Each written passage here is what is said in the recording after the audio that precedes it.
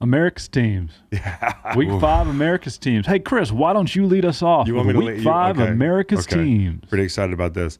Number 1 team in America, the NFC East, also known as the NFC Beast. Okay, when you get Dallas, Philly, and New York, and all of the fans there, which are very reasonable people in all 3 of those cities, like really excited about football, and you get Philly, Dallas, the Morning Drive Bowl, the First Take Bowl. Like very rarely does a game dominate Morning Drive and First Take. Dallas, Philly's going to be big this week. NFC East, they're back like they never left. Number 1 on my America's team list. Number 2, Tennessee. We're all volunteers this weekend. In fact, if my best buddy Tom did not have a birthday for his kid this weekend, I'm going to Knoxville. Actually, I want to pose a question to the group here. Should I go to Knoxville? Yes. Yeah. Like, oh yeah. Instead of because I want to go and I instead can't of the go. birthday? You need to go. Birthday party. You're choosing like buddy's kid's birthday party. Now I will say this about our friend Tom. Yeah. He has 3 kids. Yes. I think he is the only one of our friends who invites us to all 3 of their birthdays every single year. Yeah. Now, he has some awareness to this. Yeah. Because when he invited me, he said, I'm so sorry. Yeah. But okay. For real, I mean, we can't be going to birthday parties when the kid turns 3, 4, Especially if 5, they keep making 6, babies. 7. They're just going to keep making babies over there at the podcast. So, yes, that kid is going to see like 95 more birthdays. And you never know when you see a Tennessee's bigger not Tennessee be in Bama game in top Knoxville 10 again. So we need. I don't know about all that. Hey, how about Hendon Hooker? Just I want to remind everybody one more time, and I'll do it with Nicole later in the show, that Hendon Hooker was in Blacksburg. You see the delta between your performance in Blacksburg and somewhere else. Being a Hokie doesn't pay. It only pays during the Commonwealth Cup. Hendon Hooker. Except when you're Hendon Hooker, who lost to Virginia. There you go. So I'll go Tennessee number 2. That's going to be electric this weekend. And hey, Steve, with the LSU, we're early starts. It's tough down in it. No, they won by like 30. I'll go Bills number 3. Barely anybody watched that game because it was so ugly so early. Number 4 here, I'll go the New York Jets. Yeah, the Jets. Good pick. Shout out to Scott.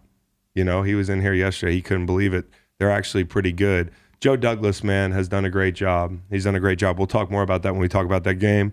And then I'm going to go 5, everybody who watched Indy Denver all the way through. Unbelievable. Like, you are America. Football, football, you're all ball, man. We are all ball as a nation. I said this on my freezer talk the other day, which is a nice touch, right? When you forget to do it at night, you do it in the freezer in the morning. Because that's how you keep food cold overnight. Longer. So, I thought Ashton Kutcher was going to pop out and we were going to be punked on Thursday night. Not to go backwards, but sometimes you got to go backwards, in the words of Matthew McConaughey. Thursday night was so ugly, it proved that there is no floor for what we will watch in the NFL. And honestly, Roger Goodell's got to be just like licking his chops. He's like, we could do whatever the fuck we want, and these people will gobble it up. We will be back in the chow line this Thursday night to see if Ron Rivera has a Black Friday coming up if they lose to the Chicago Bears, which I think might happen. No more betting the commies. It's going to be great. My first America's team, the New York Mets. We'll get into, maybe we'll not get into it. Edwin Diaz comes in, down 4 runs. They start playing Timmy Trumpet. That's electric. Biggest spenders in baseball. They won 101 games. They're up by $1 million. They're up on the Braves by $1 million in June, July, and August. That's America. That's America. That's America, dude. That is America. I was like, we can spend it. Hey, did you know the 2015 World Series was Royals-Mets? I had no idea. Eric Hosmer. You could have given me. I had no idea. They had a huge parade in Kansas City. A million years. I remember they had won one, but I didn't remember it was Mets. They've won a playoff series in 4 seasons since we've been alive. That's about 37 years. No way. Since they won the 86 World Series. That was. I feel for those guys. I have no connection to them, and I feel for that entire fan base. Everybody loves the Mets, it seems like, except for us, maybe. Yeah, lovable losers. Yeah. Illinois Fighting Illini. They had Diaz playing taps. Beat Iowa 9-6. Huge win. Because of course they won 9-6. Yep. Big Ten football. Yep. Entered the top 25 for the first time since 2011. wins over Wyoming, Miami, dude. That's going to stay. Well, no, it should stay. Because Miami's so fucking big, right? It extends to Big Sky Country. Don't get him started on the It's a Miami, stupid the way city. the city's laid out. Wyoming, Virginia, Chattanooga, Wisconsin, and now Iowa. Illinois, one ranked team left on the schedule. Look out. They could be in the CarQuest Bowl come What's their damn December record? 27th. They're 5-1. Oh, wow. One loss to Juggernaut, Indiana. Could you imagine if they just didn't lose to the Hoosiers? I mean, maybe they're a playoff team. Hey, who the hell is their coach? Brett Bielema? Yeah. Big man. Give a guy a year. Rose Bowl? Give a guy a year. Rose Bowl. Yeah, Rose Bowl. My third America's team, the NFL. Safety first. We don't care so much about the logo on the side of the helmet, but the brain inside. Yep.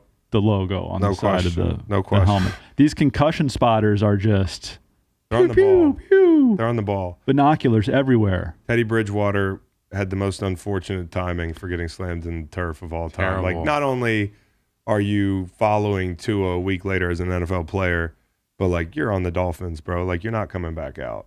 And so then the Jets beat Skylar Thompson, who of course played Walter White's wife in the hit series Breaking Bad. I had a Skylar joke too.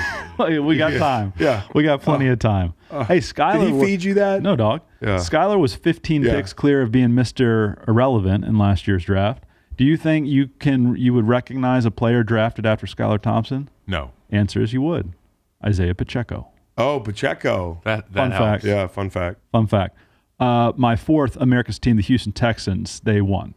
Yep. They're off the schneid. They're 1-3-1. They were outgained 422 to 248, but no turnovers, 25 penalty yards. Yep. On their way to 3-13-1. 9 straight against the Jags, dude. Yeah. That's a winning streak. And easy money, plus 7, plus 7.5. That was easy. That was lucrative. And finally, Cooper Rush, 102 yards passing, minus 1 yard rushing, undefeated. He's America's team. He is my fifth America's team. All right. And he's created a wicked fun week, probably a couple of fun weeks, probably a fun rest of the season with this quarterback controversy for the Dallas Cowboys. The Dallas Whammies. My America's teams. Number one, you got to go with JMU, top 25 team for the first time Sucking Reed's ever. Did you dick. get And that it's their Illinois first was year kind of a it's their JMU first dig? year in What? the FBS. The Illinois pick was kind of a JMU dig. Okay. Hold on, we're not Yeah. finished Top pitching 25. here. We're not finished pitching here. Yeah. So top 25 first time ever. And it's a team obviously living in Virginia. You never take them seriously growing up here as like a big football team. It's either Virginia or Virginia Tech. And then as of late, I played with a guy named Earl Watford. Shout out to Earl Watford from JMU. He was always like, we will beat y'all's ass if we beat y'all being UVA. We will beat the dog shit out of any team in Virginia. And as of late, they've done just that. They're my number one. To be fair, they literally haven't beaten us this year. Go ahead and look at their schedule, their season Kyle, versus ours. We're all on the same team. Deepest state in America when it comes to college football, the Commonwealth. So we're all winning here. I'm talking shit about all the Virginia teams not named JMU. You're like cable here. news. You're trying to divide us. TCU, number 2. I'm picking. There's going to be a theme here. TCU, number 2. Purple teams. What? Purple teams. Yeah. Okay. Alabama, number 3. Oh.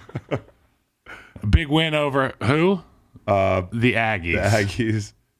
This is the theme here. Yes. Everybody in Texas not named Texas A&M is on my America's team. Okay, got it. And cracking the list is going to be the Dallas Cowboys. Okay, now's the run of Texas teams. There we go. Yeah.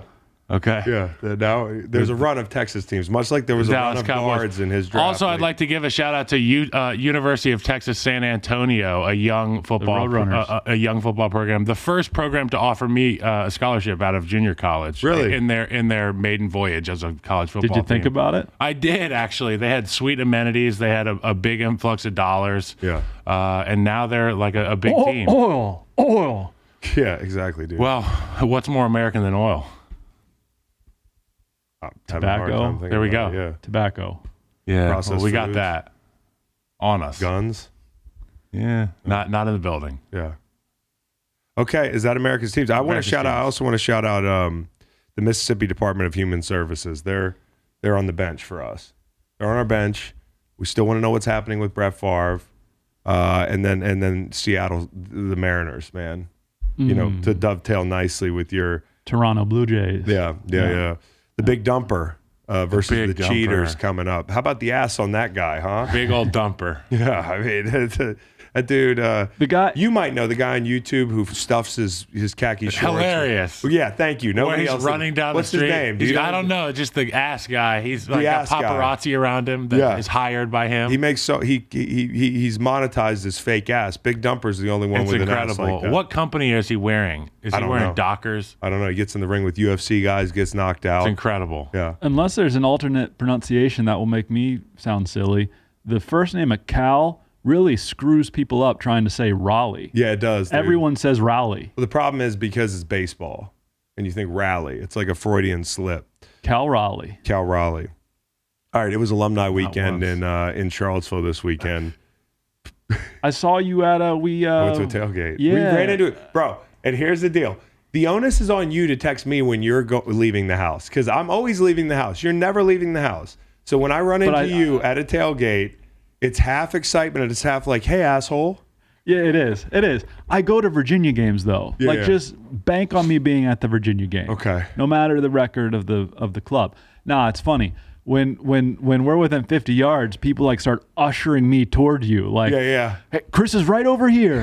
He's right there. Yeah. Here, let me take you to Chris. He's right there. That's what I want to do. That's what I want to do is see Chris. I know the guy. Like, we you don't listen to the show, do you? A lot of time together. Don't really like the guy. Hey, along the UVA football game line, I called Chris during the UVA game because my flight to New York, unbeknownst to me, left 45 minutes earlier than I usually leave on Saturday. So I was late to the airport. I parked in 2-hour parking. Yeah. I texted Chris and I said, "Do you know who tows from the airport?" And he was like, "Your car is going to be safe at Collier's Towing." But yeah, dude, just think about it. If you can get over the fact that it's towed, it's in the. But I got back. Moral of the story: I got back. I just had a ticket. Can I tell you something about the Virginia game? When Macon was drunk. Were you? He was having a good day, dude. He was having a good day. It's okay to be. Were you stuffing emotions or were you celebrating? Just all the air came out of this room. I mean, God forbid the guy has some sauce on a Saturday to medicate us losing to Louisville. Look, blowing a 10-0 lead. I like you when you're a little tipsy, dude. Thank you. Yeah, it was one of my top 5 Macons. Oh. Yeah. What are the other 4? America's Macons. I like that. Number 1, tipsy Macon. Number 2, Macon with some pee on his khakis.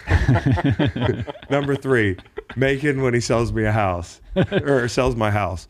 Number 4, Macon on the road when we pass each other on the road. I love that Macon. Yeah. And don't have to talk to him. Yeah. Number 5, Matt, help me out. Do we have another Macon here? I like sports fan Macon. Sports fan Macon. Oh, I like tennis betting Macon. Me too. Tennis betting Macon's one of my favorite, unless I listen to him. Anti-JMU Macon. Yeah. Also, shout out to Bert Kreischer. Went to the show Friday night. Invited you, Kyle, but thanks some for shit the was invite. going on. Yeah, but Macon didn't invite you. Yeah, and somebody else said they went. I was like, oh, I really like that guy. Would have been nice to know he was in town. Yeah. 2 bears, 1 cave. 2 bears, 1 cave. You and me, it's like 2 bears, 2 caves. 2 bears, 2 caves. They're in the middle of Sober October. Do you think you guys could do Sober October? Oh, absolutely. Yeah. And they do 100 push-ups a day. That was the thing that I think I would struggle with. Could I smoke? 100 push-ups a day. No, you got to be sober. I'm good. I'm good. I feel like I would go crazy. I would have all these like tour events booked, and then I would just miss it because of anxiety because I couldn't get stoned. Or because you didn't check your flight, and it's usually at this time, but today it's at that time. Creature of habit. Yeah, so anyways, I met Bert after the show. He was super cool. I want to thank him. Not that he listens to the podcast, but a really nice guy. He took a lot of time with people, man. Like, it's nice when you meet people to see how they treat the folks backstage and whatever. And it's not like he was punching a clock. He was really like engaged with everybody. So the reason I brought up Van Wilder, maybe the reason it was on my brain this morning was they made the movie Van Wilder after him. He was like the party god down there at Florida State. He walked so you could run for a semester. Yes. Down there. Shout out to Bert. And I mean, he always talks about how good Bert of a was time like he the had. fish with little legs, and you were like the Homo sapien. Yeah, I got shot down early in my flight. Yeah. So shout out to Bert. Met Clinton Yates this weekend. Took him to Miller's. Really good dude. Never met Clinton before. Also shout out to Darnie because she was out at Miller's. So a big, kind of like, although we lost, it was a nice gathering of former players. A lot of daps and hugs. My sunglasses made them 6 months. They didn't survive a Ray Man hug. Yeah, so you see your old teammates, big, strong guys, and literally I saw those things snap in half. Crunch. Yeah, so there was a lot of hugs, a lot of good vibes in the building. Also want to shout out real quickly Andrew from Ace Biscuit and Barbecue here locally. Had some company, took him to Ace. I'm shouting him out because he has an ACL. You might ask, how does a guy at a chicken and waffles place end up with an ACL? Well, I found out he was carrying something to the car and slipped on a French fry. No way. Yeah, his ACL got deleted by a French fry. So that was an all-time story. Keep pushing, man. Andrew, you're going to be out of that brace soon. Good weekend gambling. Started off really poorly. If you watched our live watch, it got ugly at certain junctures. We'll talk about that in a little bit. I'm not betting the commies anymore. You remember we talked about how stinky that line was? 2 weeks in a row. 2 weeks in a row. I know. Okay. So I'm not betting the commies anymore. The Cleveland push was maddening. Niners money line was free money in chase mode. I was in tilt in the on tilt in the 4 p.m.s. So let's start with the 9 a.m., shall we? And the NFC East, my number one America's team, Macon.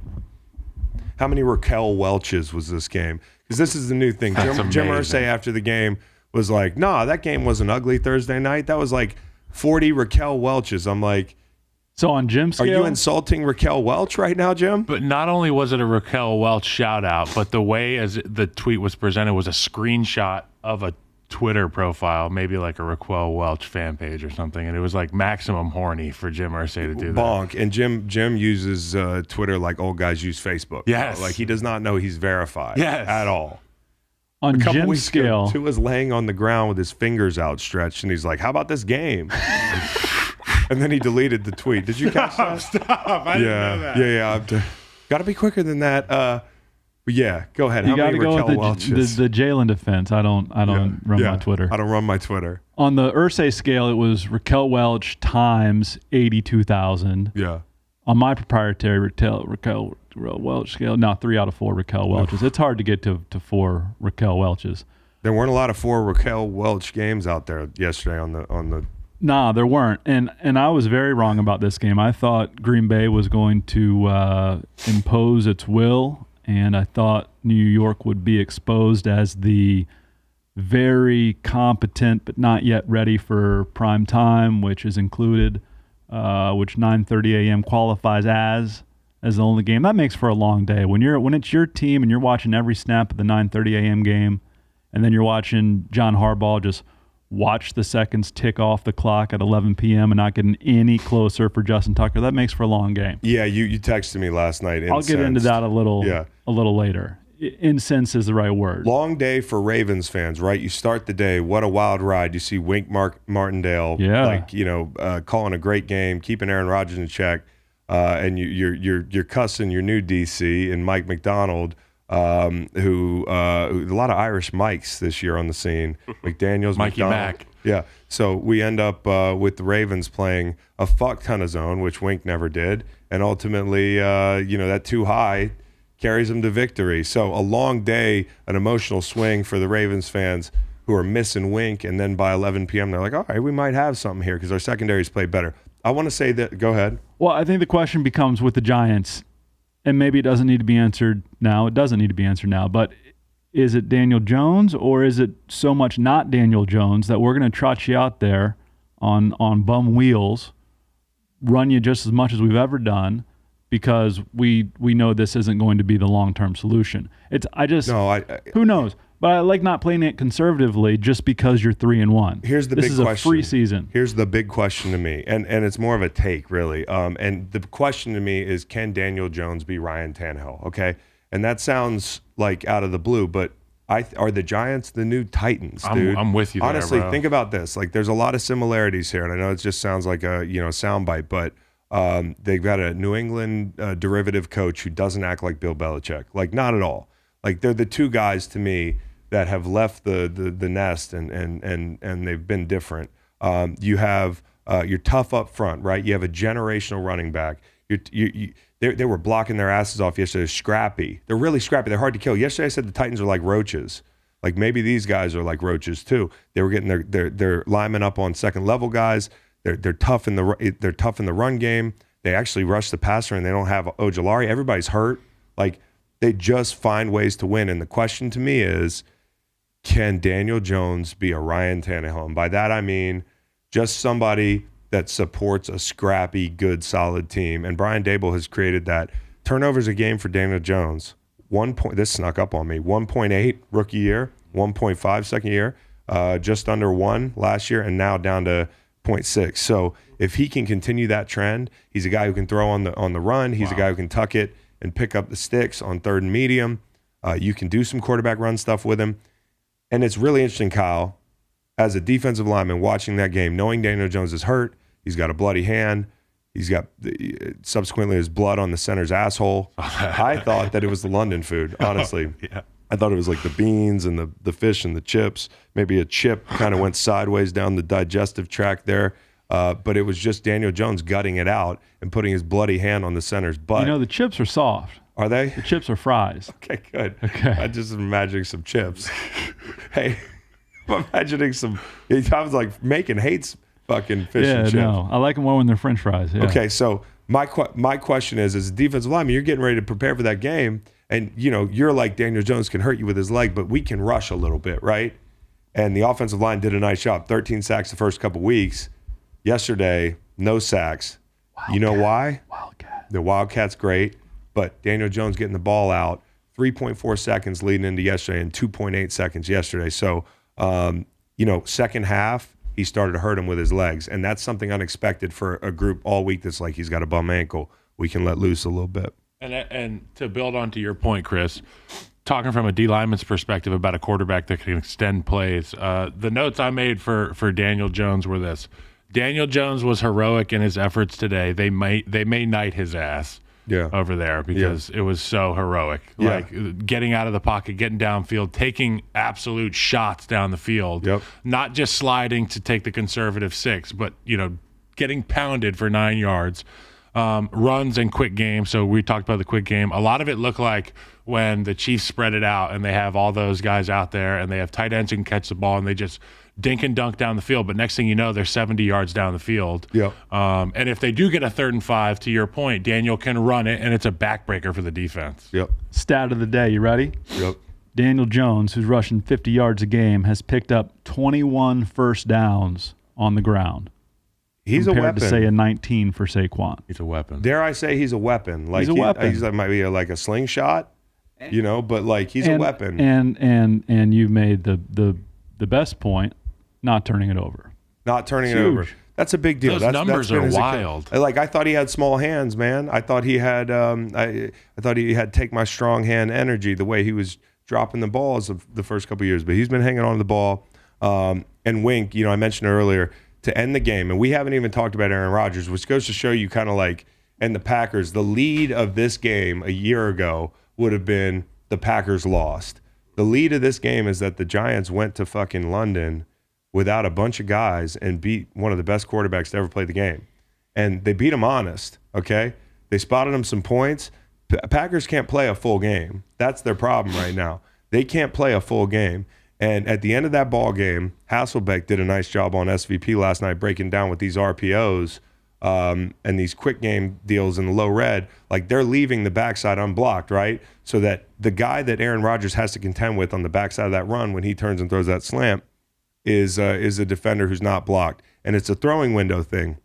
And lately they've had success doing that. But yesterday, Wink blitzed them twice, and those guys got their hands up. And what an unceremonious way to end the game. Like if you lose a game on 3rd and 4th down in low red, you don't want 2 incompletions, especially not 2 deflections.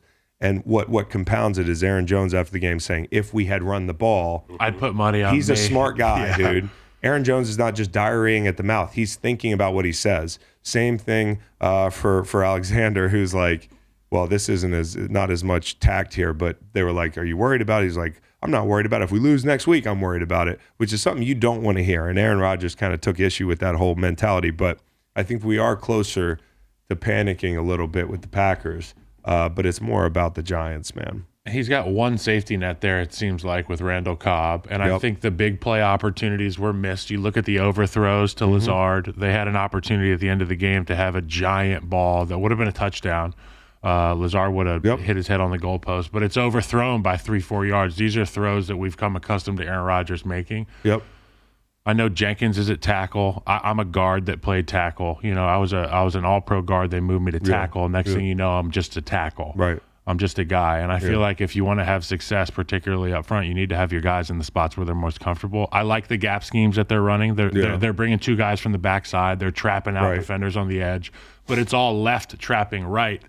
Because you're just when you have a guy that you think's not as strong on your O-line unit, you're gonna do double team down blocks. The 2 solo blocks are the left tackle and left guard coming across the formation. Right. I like what they're doing there, but they can only do it one side. They're cutting the field in half for the defense. That's interesting. Packers run defense a problem. Rashawn Gary's second level yesterday had a tough day. Less of a problem. Jets and Commies up next for the Pack though. Yeah, they can get well, but the Jets are they're one of America's teams now. Yeah. So Philly is the next thing. I mean, some people are calling them the best team in football. This was fun. Okay, some people are calling them the best team in football. And I thought this was a really big win for them. I mean, I said this going in, they're going to score a little bit less this week. You know, Mailata's out. Dickerson was dinged. Kelsey was dinged yesterday. It was just more of an effort. And Arizona did a nice job. Like, they brought the blitz. They played good defensively. Ultimately, the story of this game, though, is it's not only that long drive at the end of the game for Philly where they went ahead to 3rd and 12 to Goddard. I call him Godert. And then it's Kyler Murray slide gate. I mean, second down. You show up to the stadium in a Slimer green suit that honestly Kristen Wiig, I said this yesterday, could rock the fuck out of. Could you see Kristen Wiig in that suit? Absolutely. Sure. And I'd be like, that's dope, Kristen. But Kyler, I'm like, you better win, and you damn sure better not forget the situation with the game on the line. I have a question, and I know you guys didn't tote the rock a whole lot, but if you're at the 43-yard line, I don't remember where exactly they were, and you need to get to the 34 for a first down, what are you doing? Are you looking at the sideline at the sticks? Are you looking down at yard lines? Because it's a difference in him. I think dudes are looking at the sticks. You have to look at the sticks. You look at the side. It's the only way you can know. You lose your way. Now, if you're running out of bounds and you can see the sticks, or you're running unimpeded, often the scoreboard too will tell you exactly what it is. And listen, but I'm saying middle of a play, I need to get to a certain yard line. No, he doesn't know because of the way that play ended, and really the way the play should have ended is he should have picked 2 more yards up. Yes, and that should have been the mentality. Is like, why am I giving myself up? Let me go. First problem, I need to go get this first down because I know what down it is, and I'm not saying he didn't. Second problem, has Cliff talked to him, and is he listening about the fact that if you're short of the sticks and locate the sticks, because again, you're disoriented, you almost have to like elevate and hover over the field to know which 5-yard line, which 5-yard chunk you're occupying. Like, that's why the sticks are important. I don't want to exonerate him because it's boneheaded, but evidently in the stadium, and this is home PA, there was like a first down. It was like first down Cardinals. Now, he's still got to be able to see the sticks. He's got to be able to make sure. But this play right here, contextually, with everything that's going on for the Cardinals, the offseason, the miscues, his studying, it's just a bad deal, man. And ultimately, you lose the game because of that, or you forego having an opportunity to extend it. When in doubt, you got to go head first. Feet first, it's where the slide starts. Yep. And Jalen Hurts, man, I want to say this. Every team, it was like everybody had trouble in the low red this week. Like, the Commies had trouble down there. The Bengals, we'll get to that. Like, there were a ton of the Packers. How about having Jalen Hurts and keeping it simple and being able to punch it in twice early in that game? QB sneak fest. Go up 14-0. They run the ball. They're not afraid to do it. They have that dog mentality. They got an offensive line. It's nice to be able to do that in the low red zone and simplify things. When you got a quarterback who can make plays with his feet and is really durable and a tough tackle, Jalen Hurts, big boy win on the road. And he just says all the right things, man. Like, he is like Mr. Say the right things. Yeah. And it's not an act. It's like he was raised on a military base or something. Yeah. Like, he's like one of those kids that just has it figured out. And he's a man. I call him a kid, but he's a man, Is his dad a coach? Did I hear that correctly? I don't know anything about Jalen Hurts' background, but like he just seems like a guy who's like, he's a gamer. His room is clean. Big win for him. I got to see him and Donovan McNabb embrace after the game in the Eagles locker room. That was pretty pretty cool. And then and yeah, his dad is a longtime head coach at Channel View. There you go. so it makes sense, man. Channel View. I want to ask you this. Channel View. You making a remote control? Is that on joke? TV Guide? Yeah. I'll work on that. Okay. Okay. Kyle, what do you like better? Eiffel power forward for Daniel Wembayama or Daniel? whatever the fuck his name is. What's his name? He's not even here yet. Victor. Yeah, Victor, because he's Crown Vic. Crown Vic. So what's better? Eiffel tower forward or Eiffel power forward?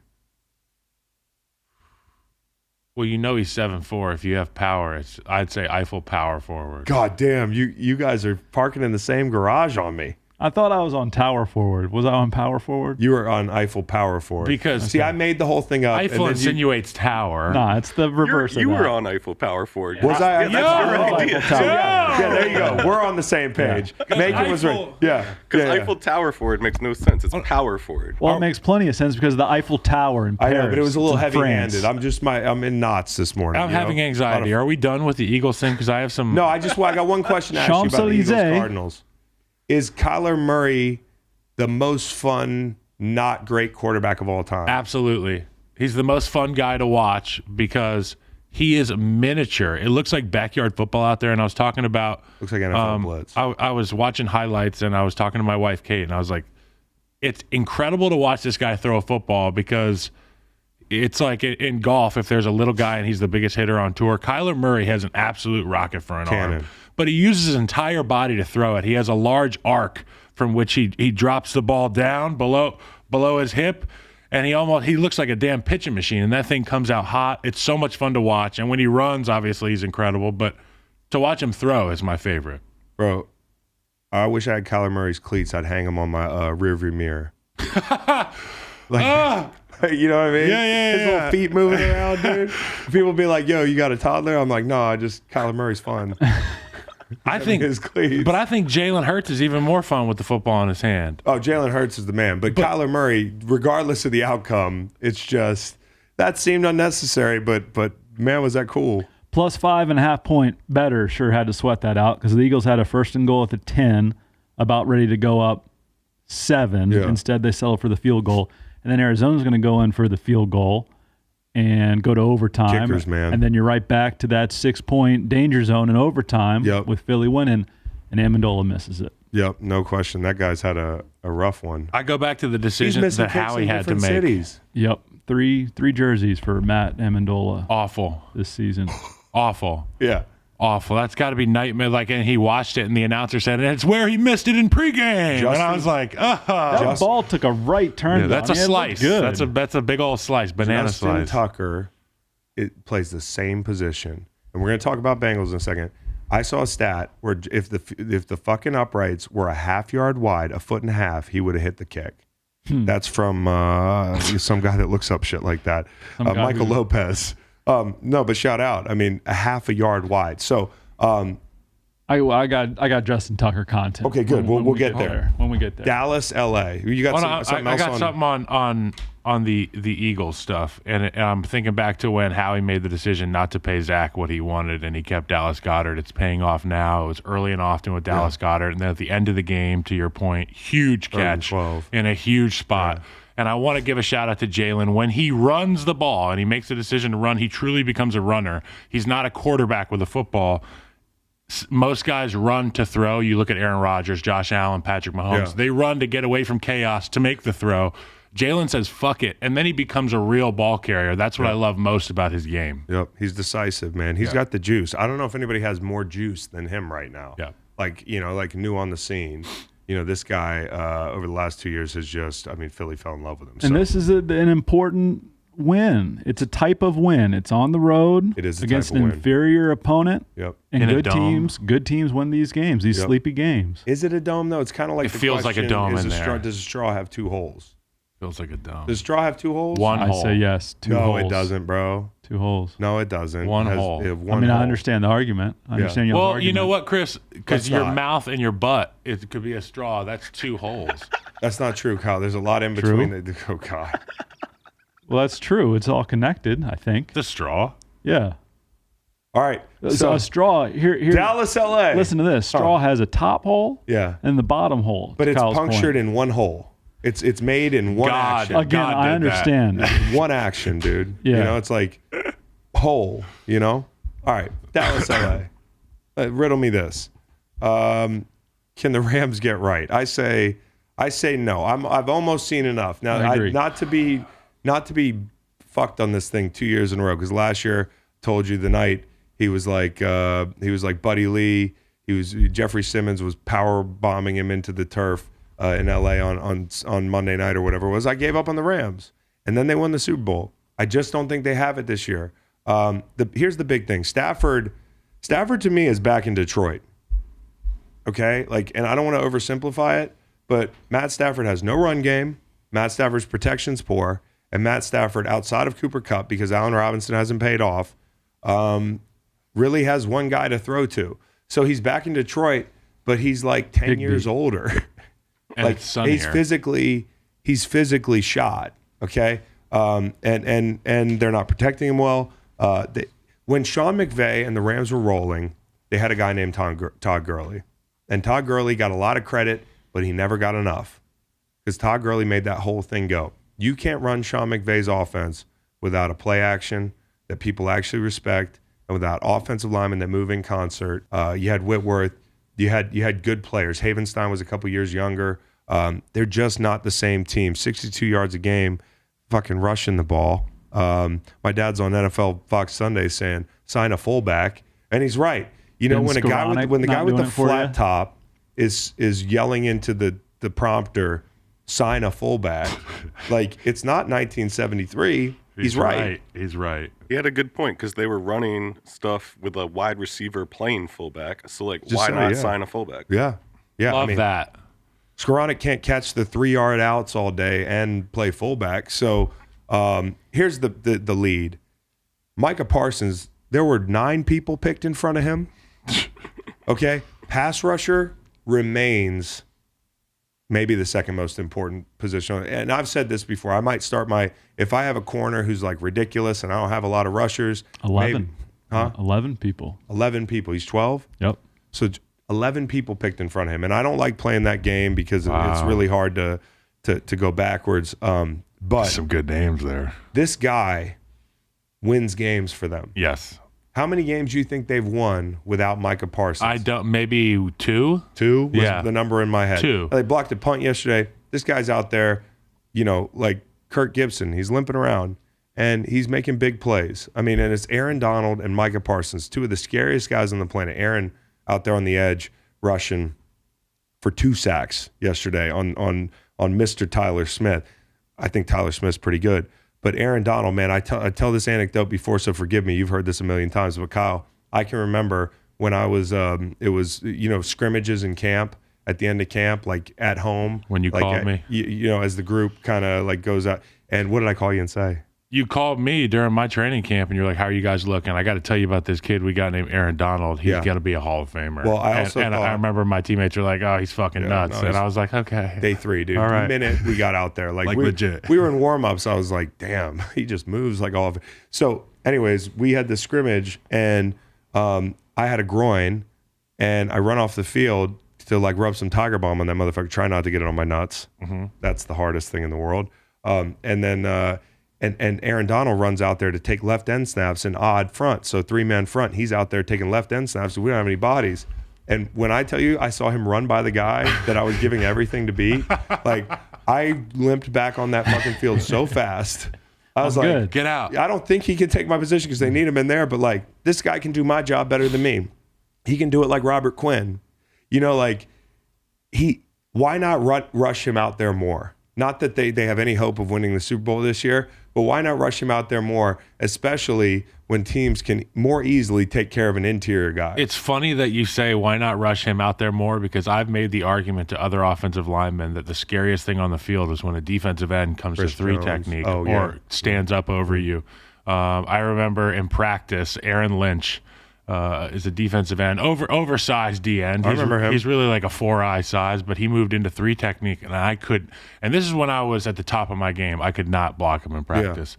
for whatever reason. And I've always argued defensive ends moved inside is tougher to block, and D tackles moving outside is hard for tackles to block because it's a different ball game. Matchup nightmare. Yep. Matchup nightmare. So, I don't know. Micah Parsons, he's the reason. You know, people get Cooper Rush, the whole thing. Like, yeah, that's great. Micah Parsons is the reason, not just the plays he makes, but the fear he strikes in people's hearts. That fear is immeasurable. You know, that fear takes up hours and hours of time when you could be doing something else that week. You're focused on where the fuck Micah Parsons is. You got to put a GPS tracker on this guy. Rams allow 24 pressures on 46 pass blocking snaps. Other guys win. Bet you Micah Parsons has something to do with it, you know?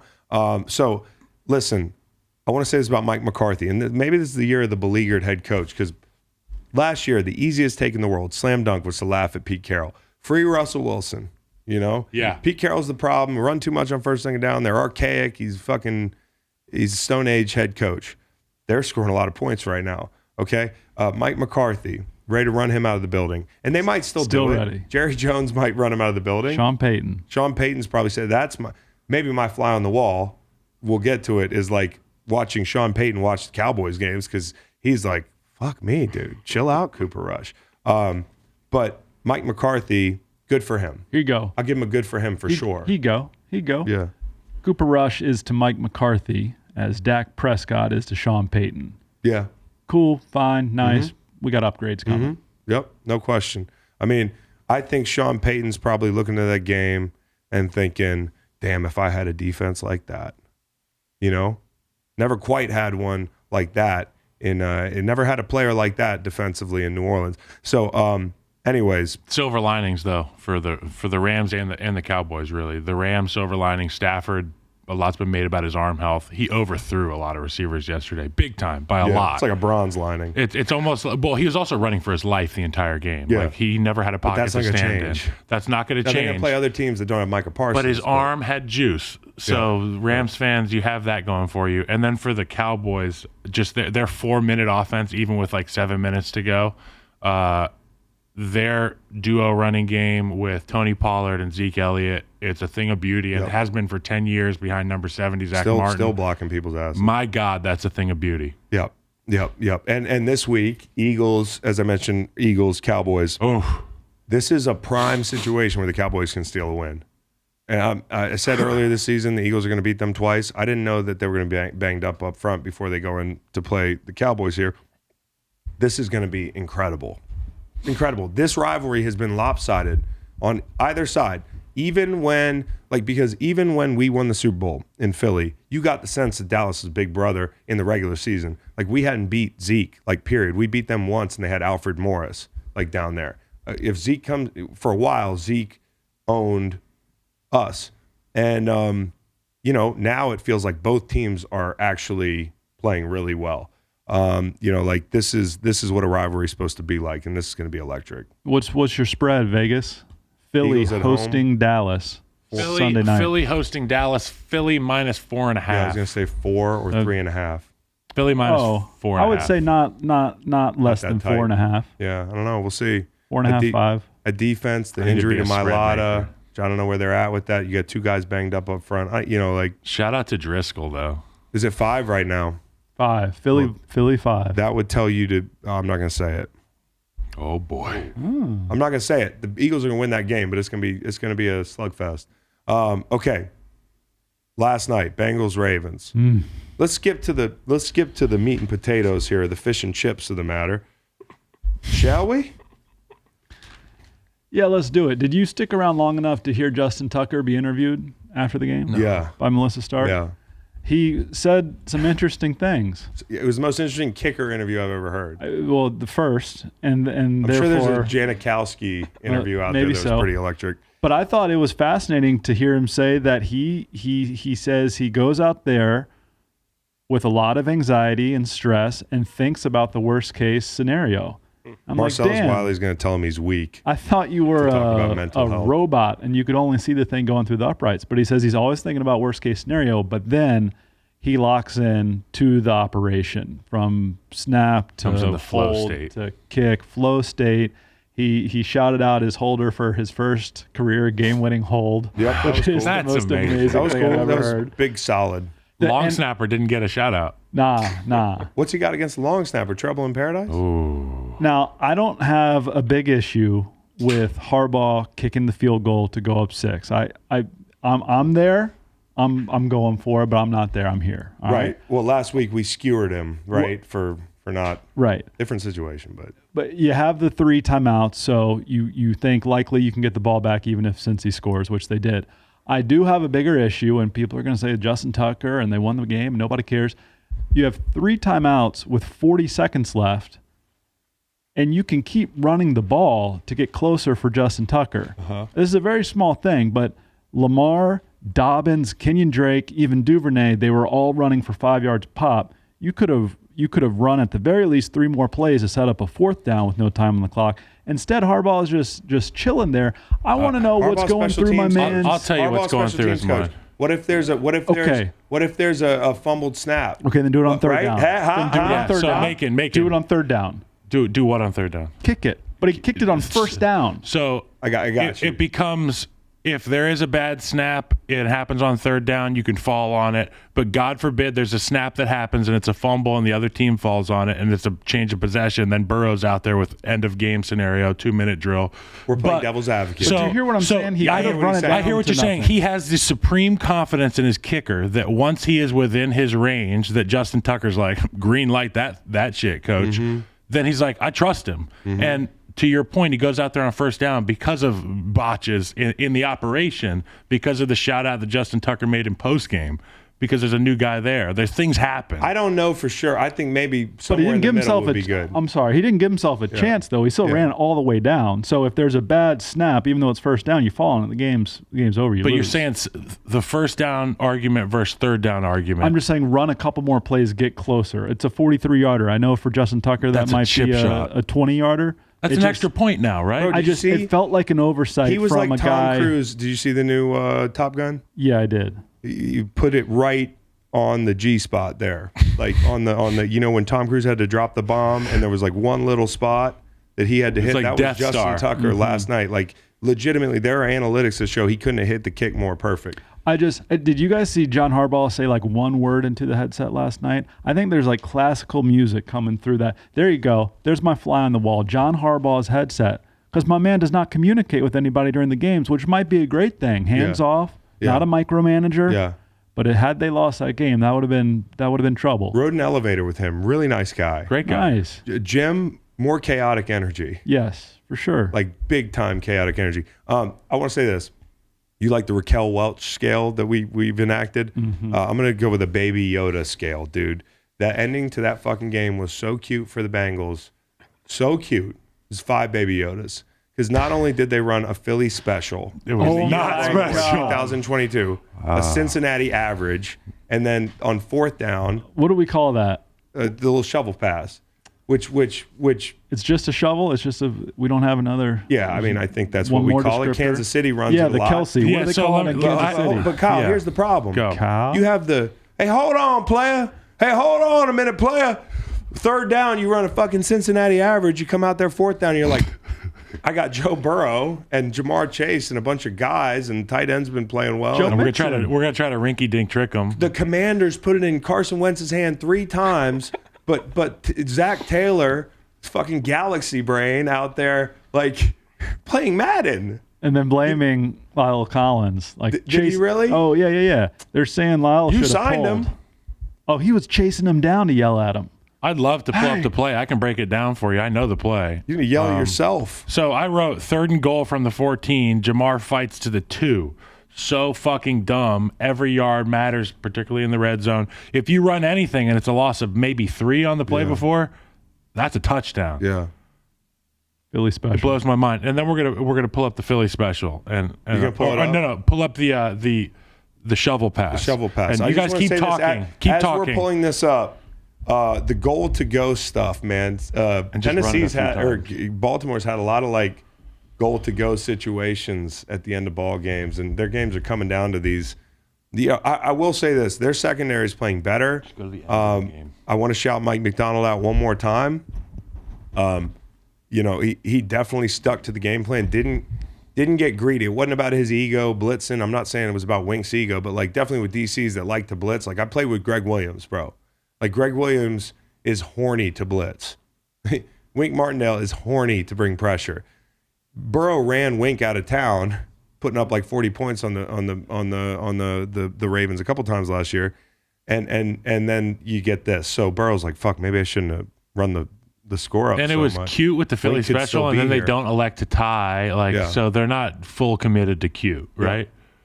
So okay, we're gonna get this play up here. I'll give a shout out to Hendrickson, who stayed in his lane a lot, and rush lanes were important against Lamar. Obviously, he stopped a big scramble on 3rd and long. Shout out to Trey Hendrickson, what a beast! And had to contend with Pat Ricard all day, just trapping, and he's like 305. You ever get blocked by Pat Ricard, Chris? No, but it would feel like friendly fire. He was a former D lineman, Yeah, also he a is. friend of the program. And by the way, Marcus Peters Thank you, by the way. just deleted. Is that Boyd? Yeah. The play-by-play is Tyler Boyd sacked for a 12-yard. Yeah, Here we he go. was Here's sacked. the 3rd and Sacked the goal. fuck After out the of him. Philly special, the Bengals go and they get the ball to Jamar Chase. He makes 3 guys nearly miss, Yep. gets it down to the 1-yard line. Yep. Now you get an opportunity to score. They don't want to be cute. They're going to take the lead. They don't want to tie it up. And then they run this. So go ahead and run it. So the right guard pulls. The pitch man is the guy that's in Burrow's face. Yep. So now run it back a little bit, Macon. I want to see the combination. So this is a deuce block on the left side. It's a gap scheme. Should be a gap scheme on the left side of this Bengals. Yeah, well, left guard gets beat inside, some penetration there. It's okay. He's not part of the play. Jonah's fine. Kappa pulling. He's fine. It should be a man. Who is on? Yeah. I think they wanted right Leal. tackle here to Okay, pull. go up. Go back just like at the beginning of the play here. I'm going to watch Leal. And then I'll be able to talk through the whole play with confidence. Yeah, Leal Collins is wrong. Right. They doubled 4. That's frustrating. So what he'll say is it's the right call, and all that jazz, but fuck, so could be putting the ball in Joe's hands or not Philly running special. some fucking really? circus. I heard a clown noise when Marcus Peters hit Boyd. So, those are points that matter, man. Those are points that absolutely matter. And then what's worse is you let them off the goal line. It's an Andrews fest. And the rest of the game plays out the way it plays. So 4 baby Yodas for that sequence. And this was very nearly a blowout. Lamar missed the 2. The one to Wallace was especially bad. That should have been 17-0. Both quarterbacks had some stinkers.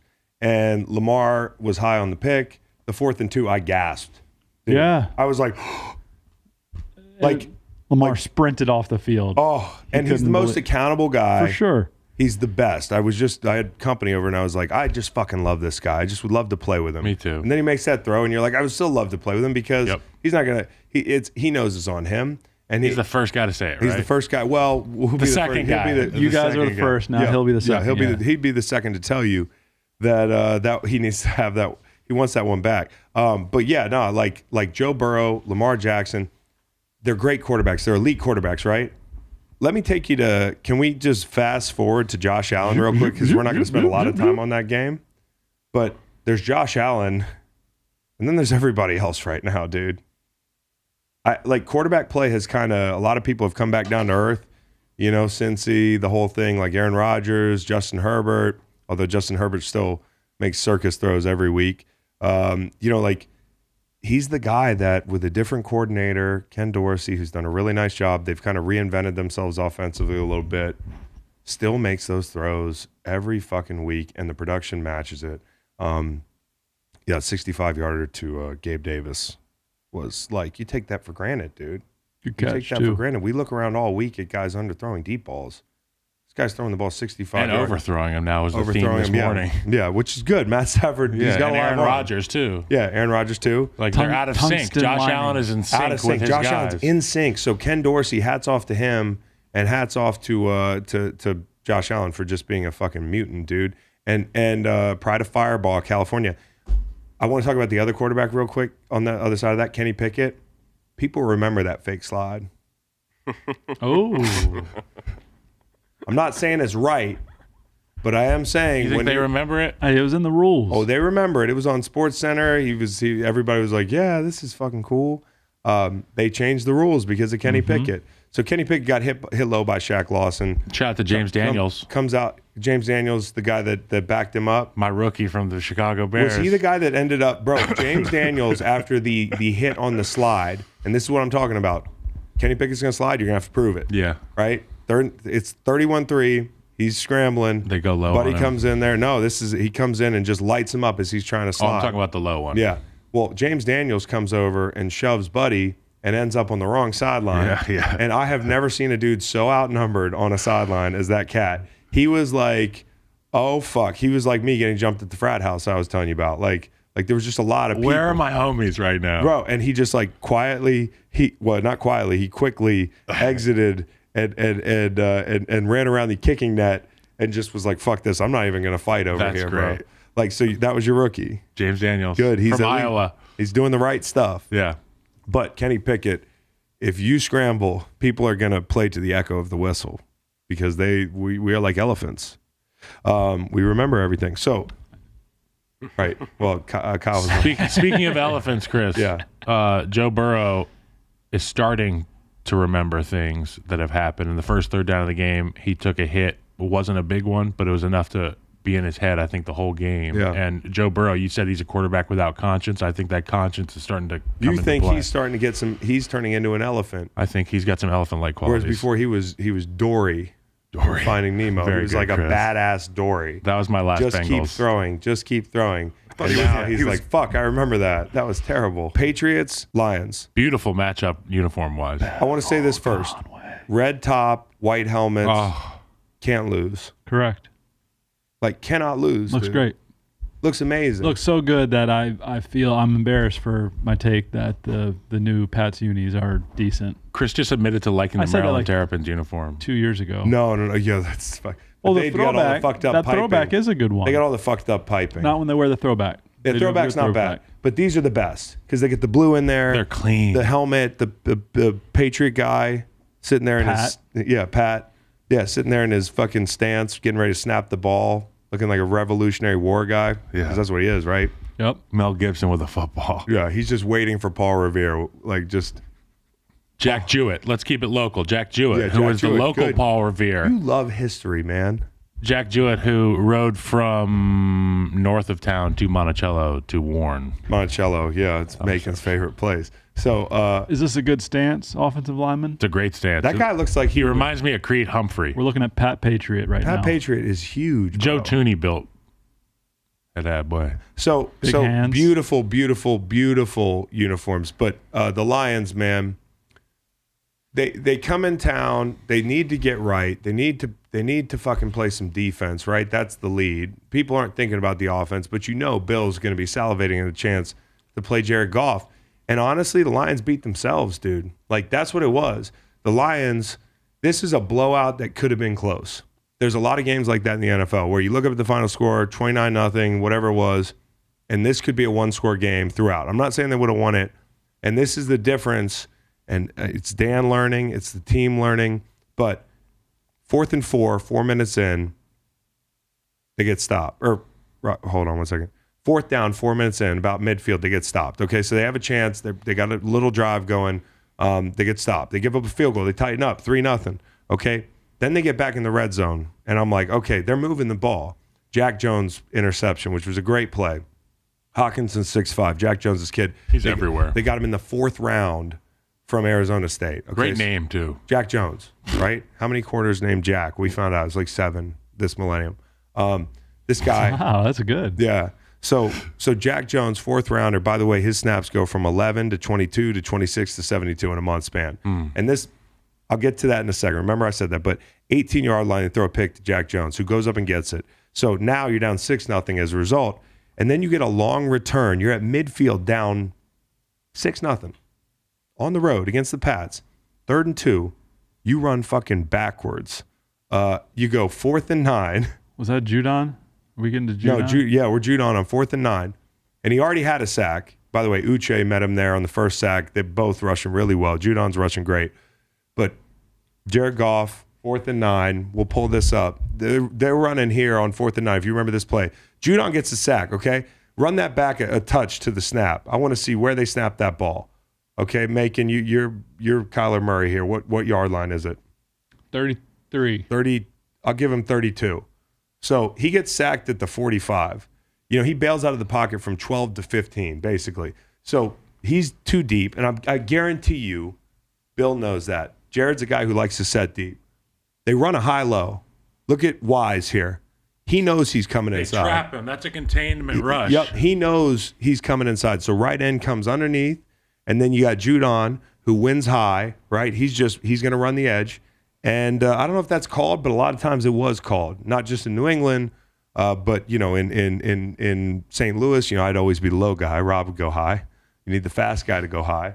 And then you end up with a sack fumble, and the game is 13-0, and that's all she wrote for them. Like, really, you go to the half down 16-0. That game's out of phase. That's how you draw it up right there. That's how you draw it up. It's not how you draw it up for the Lions. Not on 3rd and 2, not on 4th and 9. So they had chances, is all I'm saying. And it's getting to the point where the honeymoon's over in Detroit. And we love Dan, but now, like, people are going to put pressure on Dan. How quickly it Now flips. the tuxedos are creepy.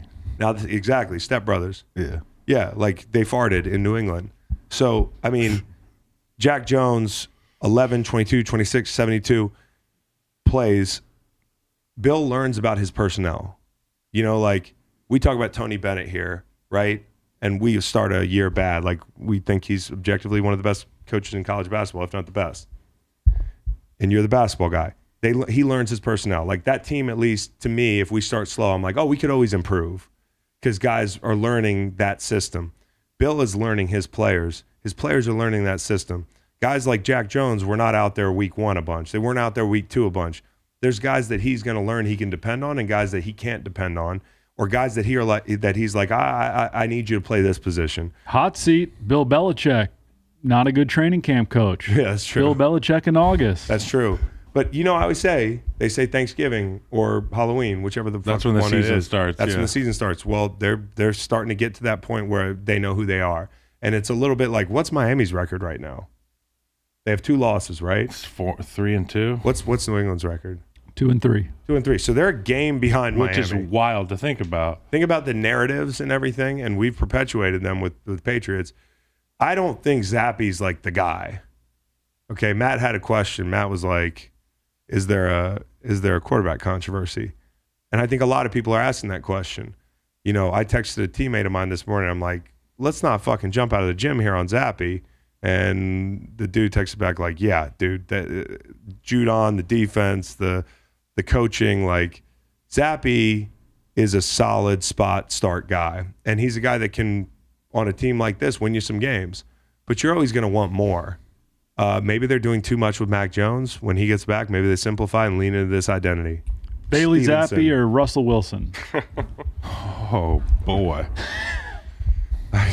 Sorry, Cowboy. I will say that right. Jack Bailey Jones can hit open wide receivers. Oh, I'm fine with it. Damn. I mean, Jack Jones it's okay, getting Reese. more. You can be mean every once in a while. Jack Jones getting more burn with the Patriots as a young player, and Bill Belichick seemingly buying more stock in him as the season goes a long way with other young guys stepping up. And you're going to see more names like Jack Jones step into the lineup and get more playing time. Yep. As a result of, hey, look at our guy that we went to meetings with in the summer. You know? Yep. And he's got great guys around him in the secondary. Yeah. I mean, so anyways. Ramondre ran for 161 yards. Guy's a beast. That's a good formula. Run the ball, play good defense. And you knew you could on Detroit. You didn't know that you could play good defense for sure, but you did. And Judon's been great. I heard the stat. First Patriot, 5 sacks in the first 5 games, that whole thing. I think he's playing better this year than last year. Last year I thought sometimes he was a beneficiary to some things. He's creating for them. He's really creating for them. Okay. Cleveland and go ahead. Pats at Browns to try to get to 500. Speaking of. Browns also will be trying to get to 500 despite leading in every single game. 2 kind of similar teams. In fact, with a former New England quarterback there at the helm who played decent in spots until that pick yesterday. Well, he just throws picks with in the red. That pick was terrible. A few minutes to go in these games. And I was on, thank God I bought the points. This is why you're being a coward pays, dude. Buy the points. Okay? Run around this motherfucker without life insurance. I need my half point. So I bought the half point to 2. And how do you feel about owner's title insurance? Owner's title insurance. I like it. I agree. Are you pro? I am pro. I mean, very low likelihood that anyone is ever going to make a claim against title. You're right. But it's a one-time But payment it's happened. for the rest of your life. It's happened. It's happened. Yeah. Yeah. Yeah. Yeah. I'm with you on that. All right. So I'm glad it was the right answer too. Yep. So it's the decision for me. That's the story of this game. Okay. That and the fact that the Browns, we talked about how easy their schedule was the first couple weeks relative to the rest of it. The first 6 weeks of the season, we said this is going to be scary if Jacoby, that run game, that defense, can figure out a way to keep them in it when Deshaun gets back. Like, we're going to be hate watching the Browns into January. And I'm not so sure now because they're finding ways to lose games. They lost the Jets game in like just spectacular fashion. Lost the Falcons in a tight one late. And now they find a way to botch this thing. My man. Yeah. Right before this is who they got before Deshaun comes back. Patriots, Ravens, Bengals, Dolphins, Bills, Bucks. That's 1-4, 1-5. It's probably one win.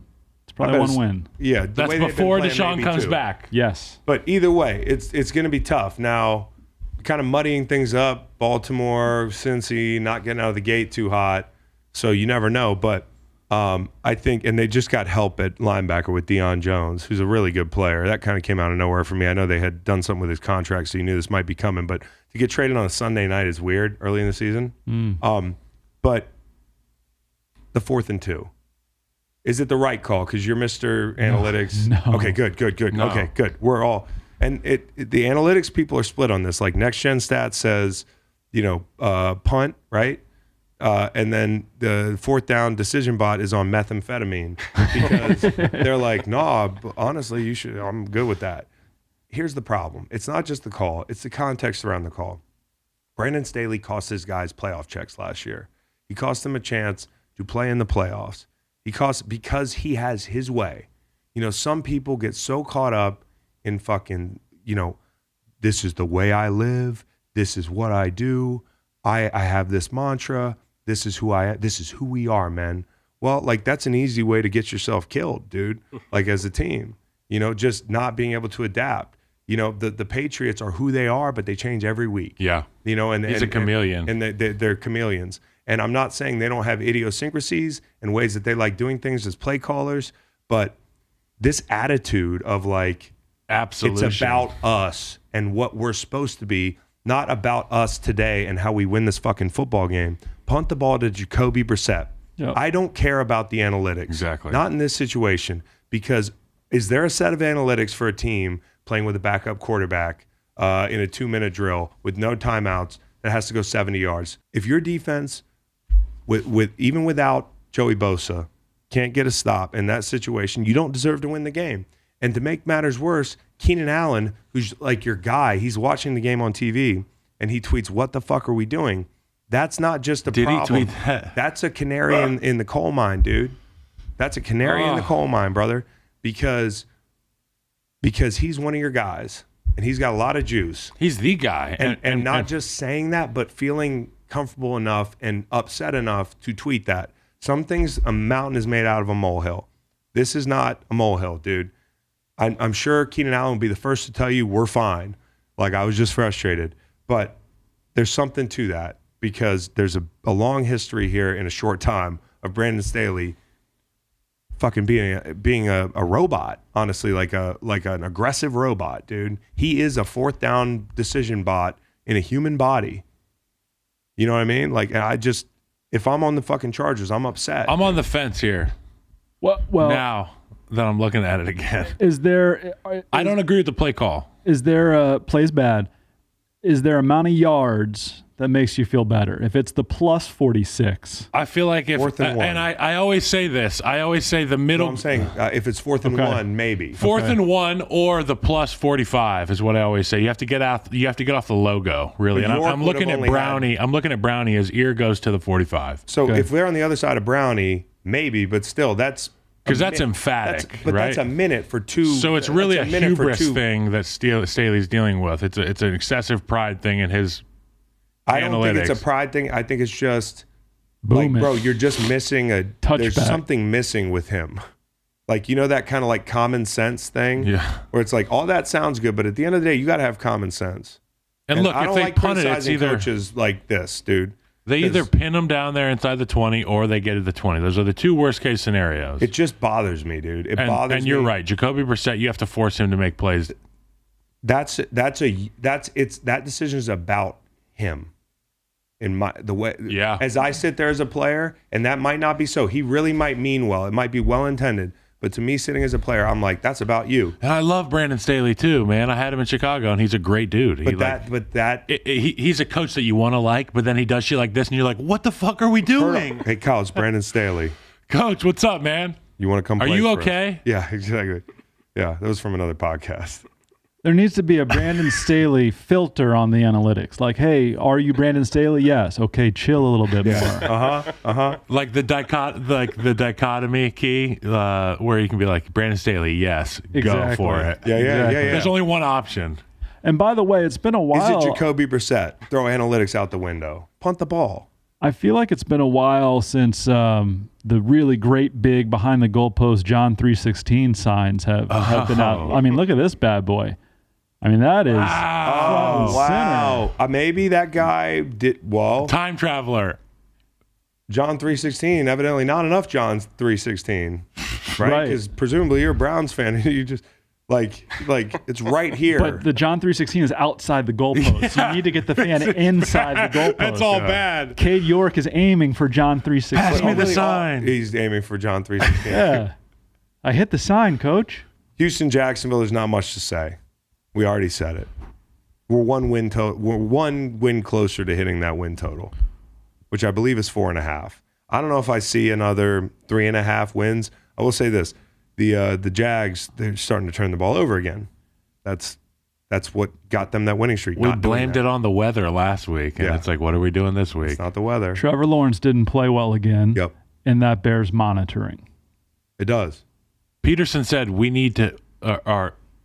That's on us, Trevor. We're going to have Trevor playing better. That's on us, essentially, Doug Peters. Yeah, nothing to panic about. Yeah. This is a team that's growing. They're ahead of schedule. Sometimes when a team's ahead of schedule, they can really fuck themselves because everybody's like, oh, man, this is the worst loss ever. It's like, nah, you were sub-Texans like just a minute ago. Yeah, 5 weeks ago. Your coach was at a fucking brew pub putting his thumb in somebody's, like after a game. Like, you've come a long way. Tough scene. This John 3:16 really flies in the face of memento mori, my personal creed of remembering that everything must die, because John 3:16, Kyle, is for God so loved the world that he gave his only begotten son, that whosoever believeth in him should not perish but have everlasting life. Now me, I'm like, nah, we all got a clock. Yep. Shot clock for everybody. Yeah. So do you think? So shoot your shot. Do you think that Matt Rule's favorite Bible verse is John 3:16? I think by the time you're listening to this, Matt Rhule is unemployed. You think he's memento mori by the time this pod drops? Oh, we got breaking news out of Charlotte, North Carolina. David Tepper has fired. We'll get there. We'll stay in that division real quick. NFC South. One of the biggest stories on the weekend. The call. There's not much else to that game other than every win for the Bucs is going to be a struggle, and the Falcons are better than you think. And I would call the police on Arthur Smith with those sunglasses if he were at like a mall or something. You know what I mean? Bad look.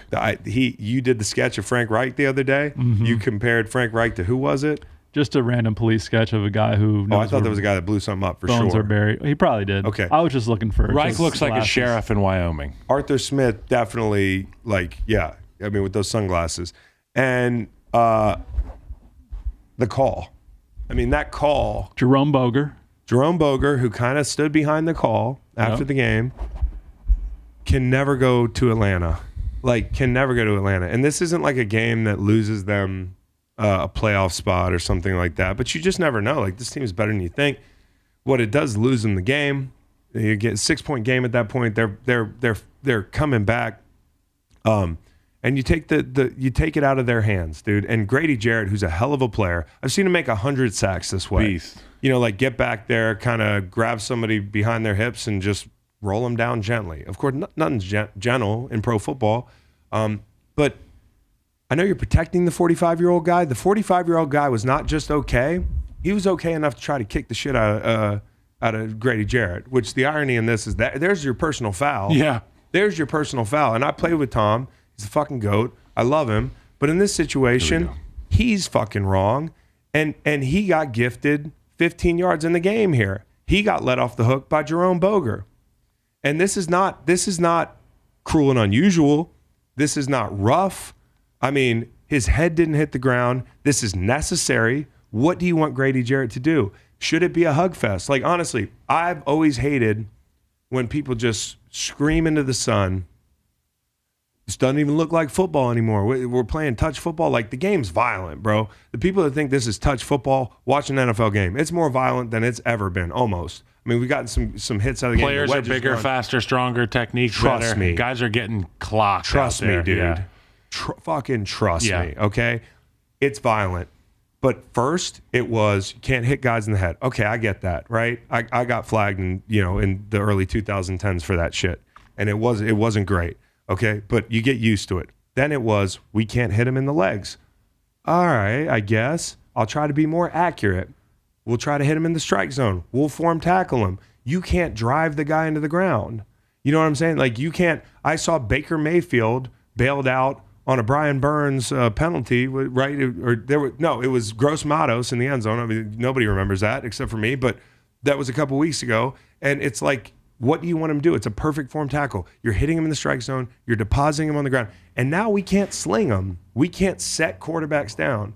So I really don't. The sling word is important, and I'm in 100% agreement that Grady Jarrett's sack was within the framework of the rules. There was nothing malicious that he was doing. He was sacking Tom Brady, and to your point, the verbiage of sling. I think we with Tua hitting the ground in that snapping sling motion. Anytime you're falling back like that, Bolger might have just like a little bit of PTSD from what he's seen the last few weeks, and he wants to be on top of it. That's what I think. And he was in panic reactive mode when he saw it happen, and then he was like, "Oh, and he's 50. Throw the flag." I also think now, Kyle, that this might have been a makeup call. What? So at the beginning of the first half, Oh, you're not Kyling me. He was. and you might not remember this because why would you be watching this game at the end of the first half? It looked ugly. But Atlanta is hustling to sub, inside 2 minutes. The refs forgot the rules, right? And Tampa's trying to hurry up and get a chance to score a touchdown. They have to settle for a kick. So that's 4 points there. I get it. Like, you blew that call. Maybe this is a makeup, but you really shouldn't be doing that. Not in crunch time. And I'm not accusing him of doing a one-for-one kind of makeup call deal here, but that's the only thing I can think. If you're an Atlanta fan, I would point to the end of the first half, which doesn't excuse this, but both teams got away with some stuff yesterday. And Tom Brady said, "Hey, I don't throw the flags." I don't throw the flags. Grabs him on the hips, kind of the belly button hips. Yep. And it is a sling, but what makes the sling better is that he keeps his arm around him. Yep. Like, he breaks his fall a little bit. He doesn't just ragdoll him. Bro, it's the sideways prom pick. That's what I'm going to call it from now. Yeah. You're penalizing the sideways prom pick. Yep. Like, Damn. it's gentle, dude, honestly. So we got a few more best of the rest here. We've got Bears Vikings, Kyle. I don't want to talk too much about that, but I saw some things from Justin Fields that made me a little he's bit happier. back on, The sun dude. Come on back. shines in Chicago. And Justin Fields to Darnell Mooney is a thing of beauty. There's a one-handed catch here. Good God, Darnell Mooney. Now, obviously, Justin Fields throwing the ball outside the red line here. Mooney, absolute one-handed beaut. I mean, this is like commonplace in the NFL now. I don't know if the gloves are getting better, the jugs machine's better, the cows that we're killing are more grippier. Yeah. But Darnell Mooney and all these receivers all over the league just continue to make these one-handed freak catches. Pigskin, then. Are we not killing pigs? Well, it's leather. Yeah. Do pigs make leather? Yeah. I think they used to make them out of pigs. I know about, like, the That's bacon. a great question. Yeah. Is it cow skin? It's cowhide. Used to be pigs. Now it's leather, cattle. right? It's just like It's cattle. But yeah, no, I mean, Cowhide leather. David Montgomery's back, so they have two running backs. They don't have to lean heavily on one guy, Khalil Herbert. They can go to both. vulcanized rubber. Kyle, Cow? the Bears, man, Should have won. They were covered. resilient. The point total was great. So I appreciate that. But to finish the game, fight back like that, and fumble the football, They were down bad. They came back, double-digit points, and then they got even down worse. Okay. Seahawks Saints. Anybody? Hey. Taysom Hill, man, when he took off in the Wildcat in his own territory and ran for like 60, 70 yards, I think, he actually ran by everybody. Yeah. Rarely do you see just a good angle.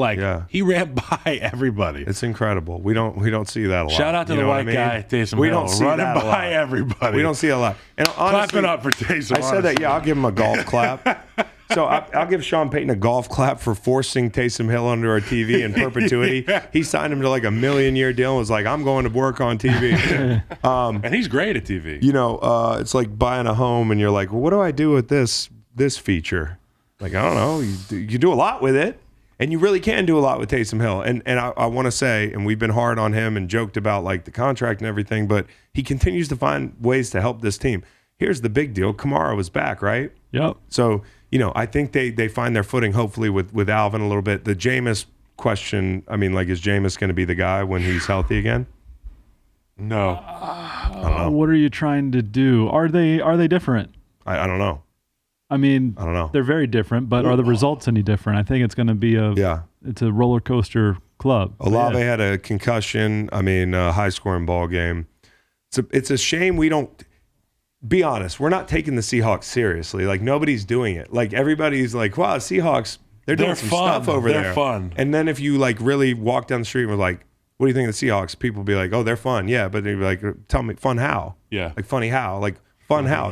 Tell me about some of their players. Their dinner for schmucks fun. Yeah, dinner for schmucks. That's a good dinner scene, too. Yeah.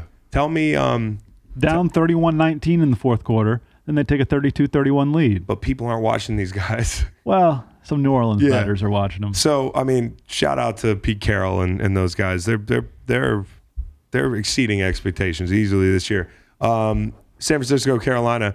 I guess the lead here is Jimmy G darts in the red zone. Is Tepper, and the injuries. Jimmy Ward has a broken hand. They lose Mosley to an ACL. So they've got injuries. They've always had injuries. And the Niners are off to the Homestead. Oh, they're going to the Homestead. Yeah, West Virginia. Oh, good. Cool. Yeah, man. I wonder if maybe we should go like do a feature on Jimmy G. Drive down there. Yeah. Fireside chat. Or Jeff Wilson. Sure. Or probably Debo and Kittle would be the guys to talk to. Matt Rhule hasn't been fired yet as of 10:50 a.m. East Coast Monday morning. The big question is, if you're David Tepper, what are you thinking?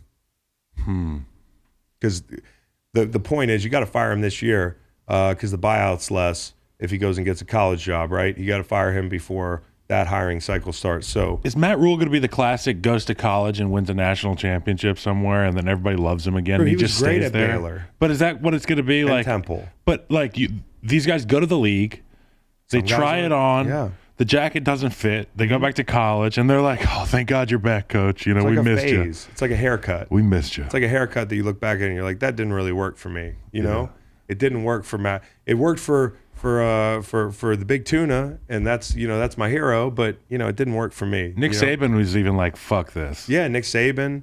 Urban Meyer. He's like, these motherfuckers don't listen. Yes. So I think. The big question is offensive head coach or defensive head coach? Offensive head coach. They got to go get D'Amico Ryans. They got to go get Mike. You say Kafka, I say Kafka. Mike Kafka. Or Ben Johnson. Ben Johnson of Detroit Lions fame. How about Ben Johnson? Where's Joe Brady? You guys thought I was talking about a dick.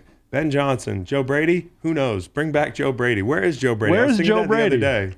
Does anyone know where Joe like Brady Carmen is? San Diego. I kind of don't want to know. I kind of don't want to know. Guess where he is. Is he in college? Nope. He's in the NFL. Cincinnati. Nope. Okay, whoa. A team we talked about today and how that narrows it down. Great they are. So he's quarterback's coach, right? Cowboys. No. The Bills. Yes. He's with quarterbacks. The Bills. That might be it. He might be the guy there. Bring him back. But I think they need a defensive coach, man. Why?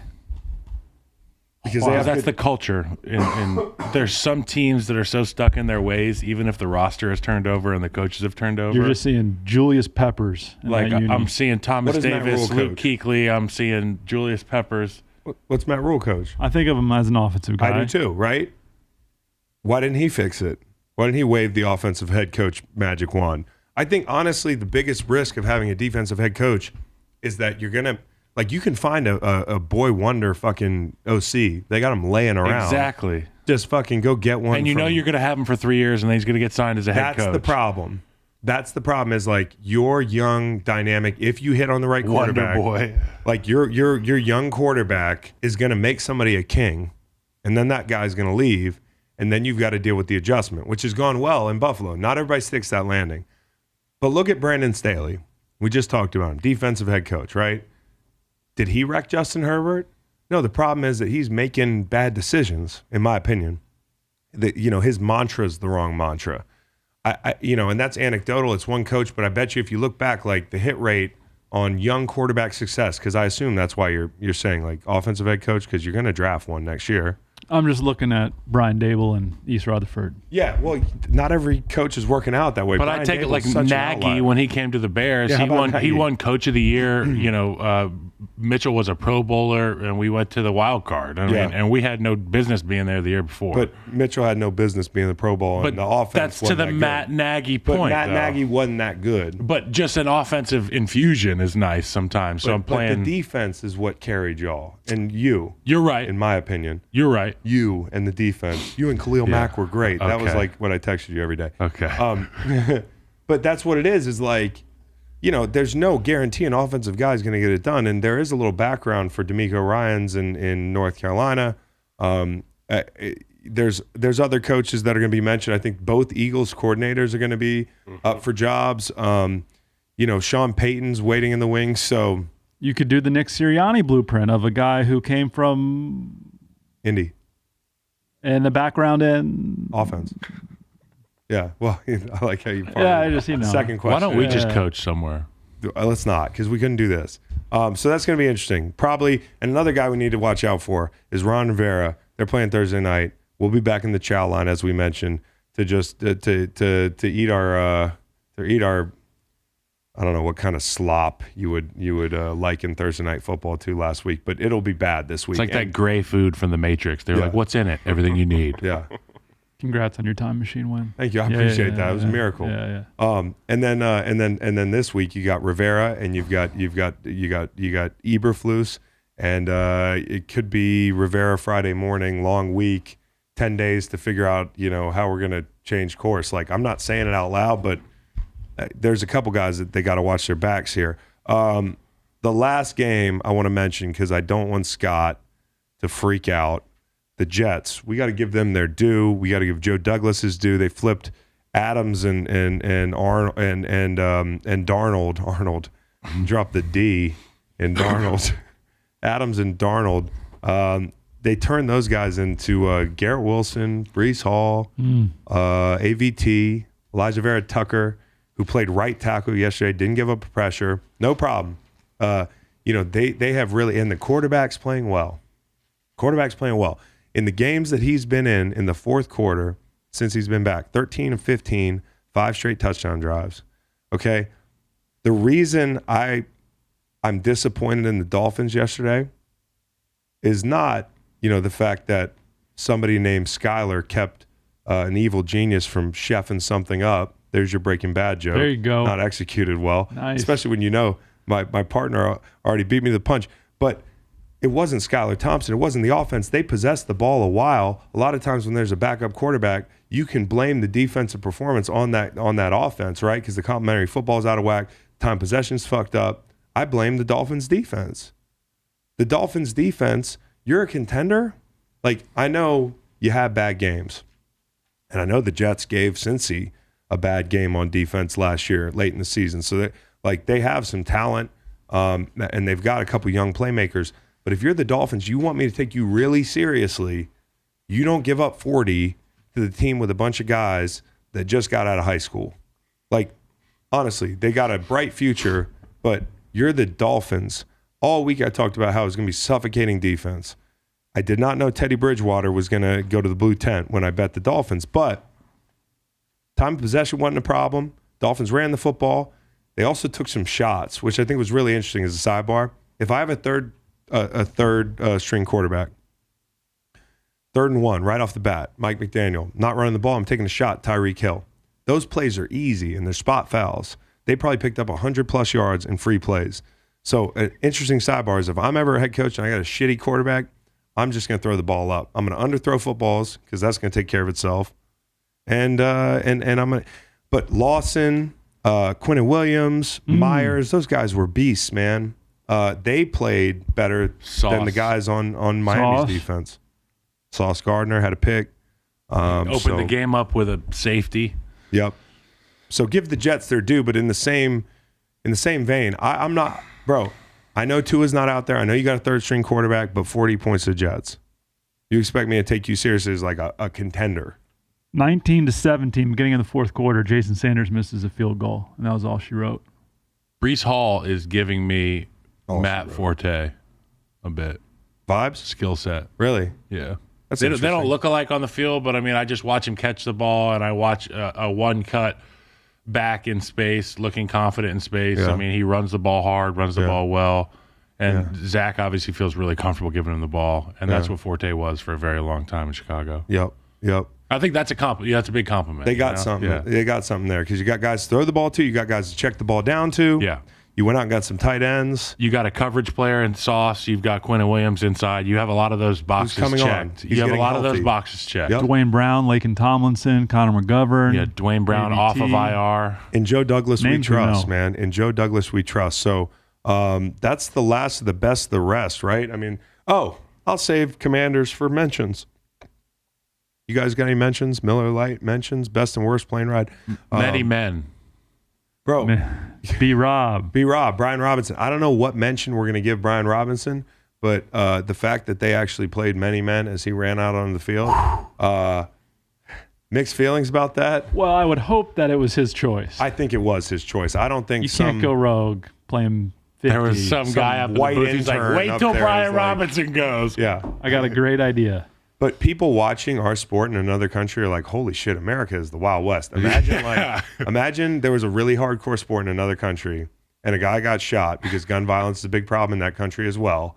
And they're like, this sport is brutal. Gun violence sucks.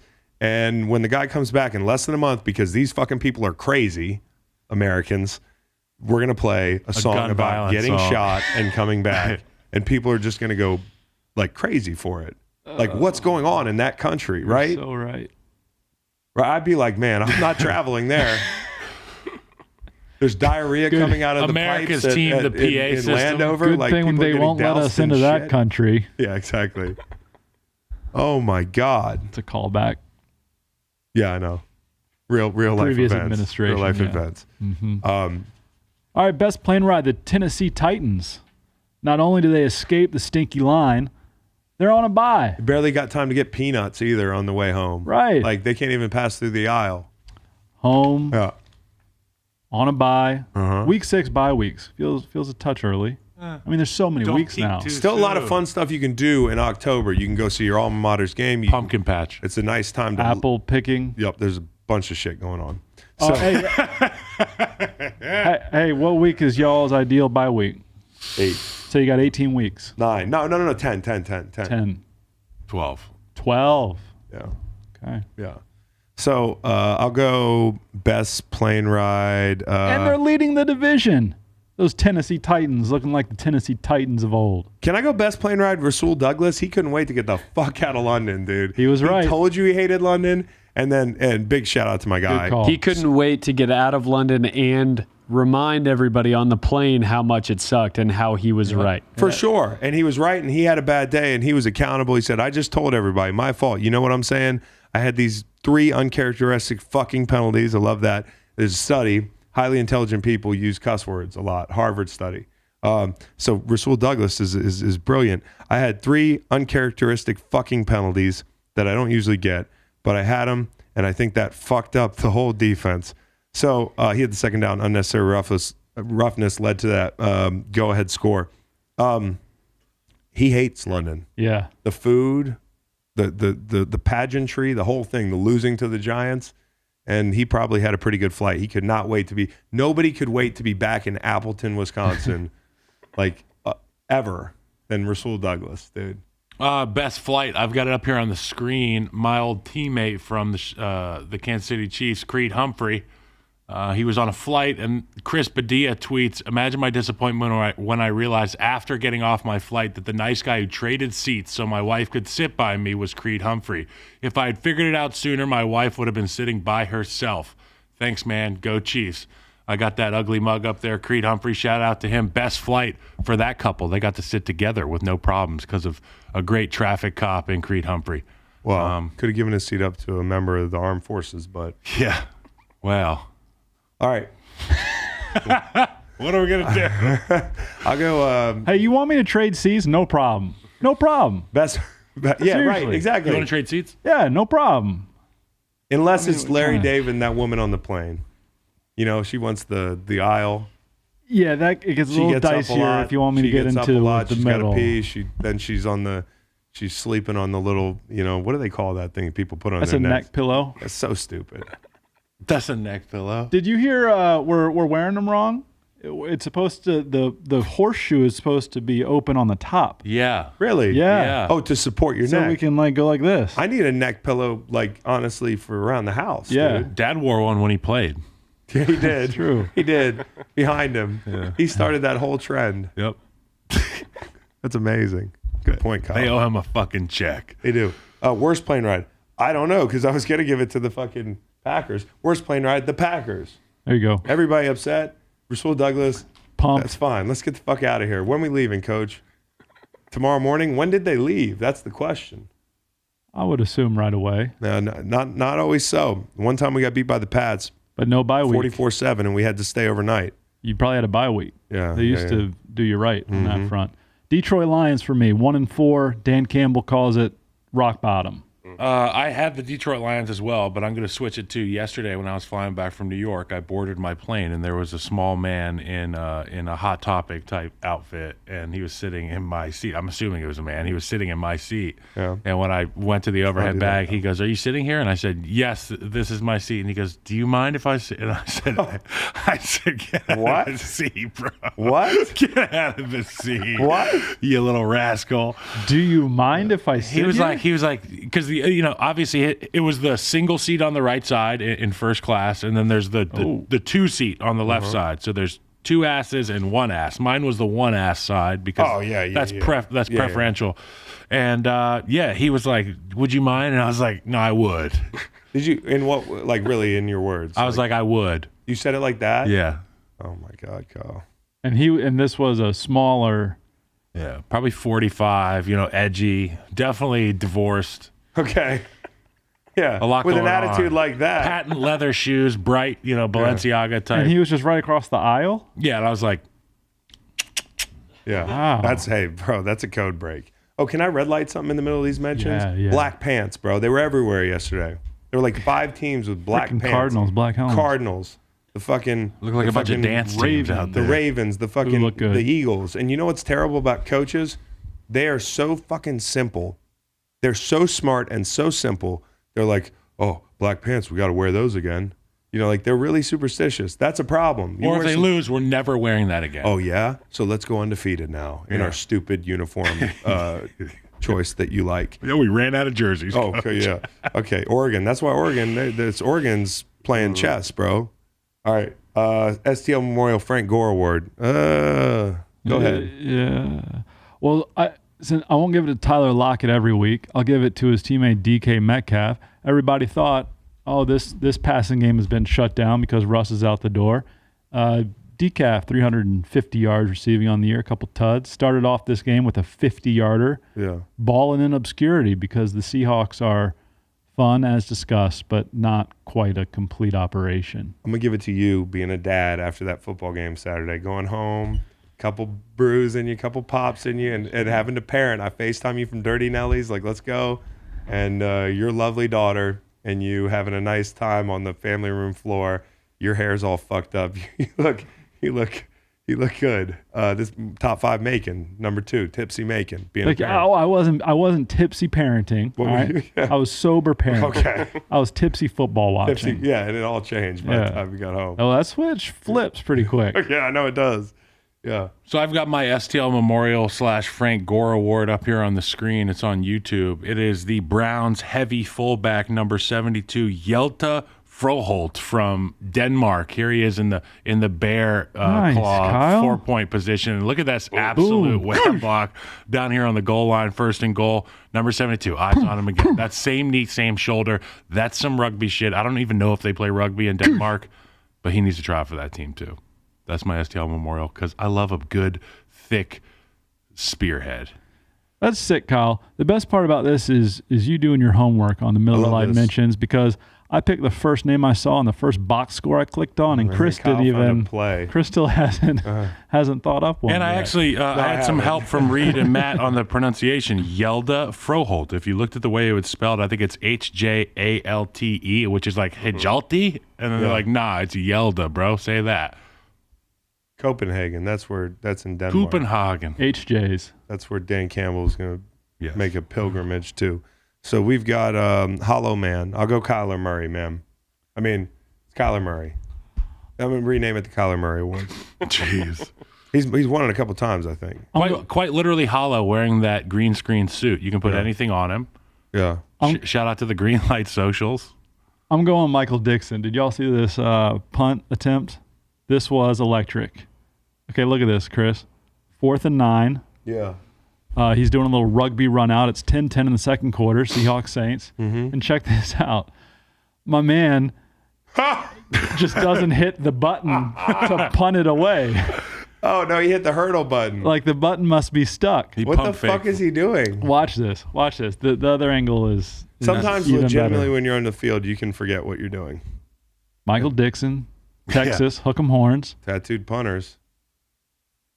Okay, he's like, oh, maybe there's Operation's good. Front side's blocked up well. Backside is doing, just. Man? What is he doing? I don't know. Who is the backside personal protector? Okay. It's not about your victim blaming. You can see him the whole time. The Seahawks I'm watching the special line. teams, Like so you can Taysom Hill involved somehow. but he Taysom Hill, he does that too. You can see 96 like the entire time. Yeah, it's not good. Not good, Bob. But Good. yeah, Michael Dixon for sure. That's a good one. Bevel Conway. My hollow man, Dan Campbell. Oh, sorry.